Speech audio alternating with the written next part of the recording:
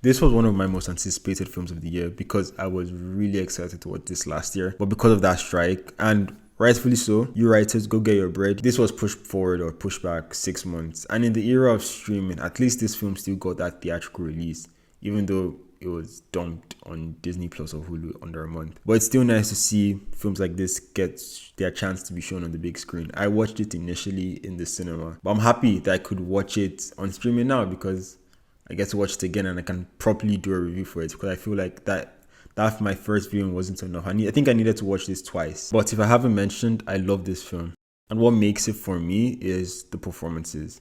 From Austin to Tom to Michael Shannon and even that brief cameo of Norman Reedus. I will come to all of them in a second, but I'm going to start with Jodie Comer because she really is the star of this film. I loved her in The Last Duel and I was really doubting her acting ability in Free Guy. But on here, although I was surprised by the amount of screen on time she got here, she was terrific. She served as like some sort of narrator for most of the runtime of the film. And we see a lot of the movie in her lens with her, as I just mentioned, narrating. But it's funny because the film wasn't really marketed around her. Maybe because she wasn't as big a star as Austin Butler or Tom Hardy or even Michael Shannon or Norman Reedus. But the film is mainly about her.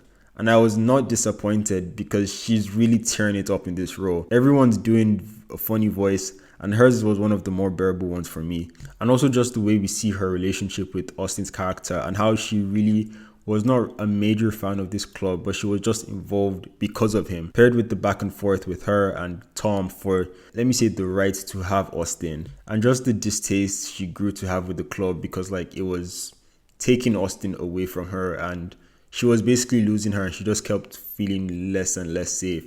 And I just loved the execution that this movie did for her character and how the story just moves around her basically in this world of men in their bike club. But this movie is about a group of guys that love bikes and start this bike club. And well, it spirals out of control, to be real. And I just love how, like a drug, that was how this bike club was for them. Austin's character in particular. You can see in the way that it's this escape for him. He loves it, he takes pride in it.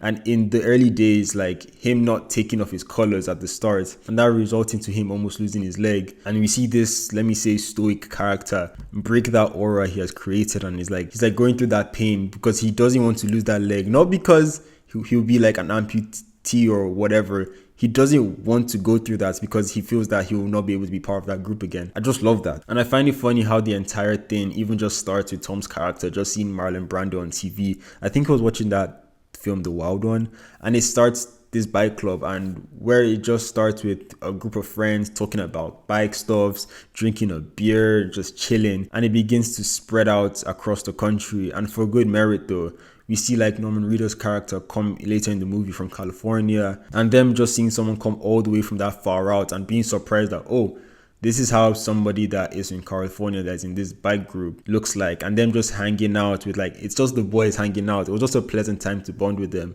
But the more the group grew bigger and bigger, the younger members also joining because of the war. I think this also took place during the Vietnam War or something. I'm not sure. We see more guys join, more reckless guys join, people that join because they want that fear, they want that power. And they take this entire thing a bit too seriously, like the rules they've created. They take it way too seriously. They beat one of the founding members up and it slowly turns into this proper gang. And to be honest, it was already starting to be that before they joined, but it still had that sense of unity and bromance between these guys. But now that friendship core was starting to lose its spark. And as Jodie Comer's character said in the movie, like towards the end, that really touched me was when she said people like Norman Reedus' character could come all the way from California and hang out with them. And that can't really happen like that anymore. And it's all thanks to these damn kids. Overall, I don't really think this film's for everybody. It's sort of a really slow burn. But I did enjoy myself initially and I preferred it ever so slightly on a rewatch. But I will say the film's weak points are where he introduces this kid character that we see mainly towards the end. But I felt everything about this character was a bit rushed and not really executed to its best potential, shall I say. Still love the film though, and I will highly recommend it if you want to see Tom Hardy and Austin Butler go toe to toe to see who can pull off the weirdest voice or accent or whatever. Right there, when you come charging in like that. Nothing, I saw you squaring off with them guys. Thank you for watching this video. Peace.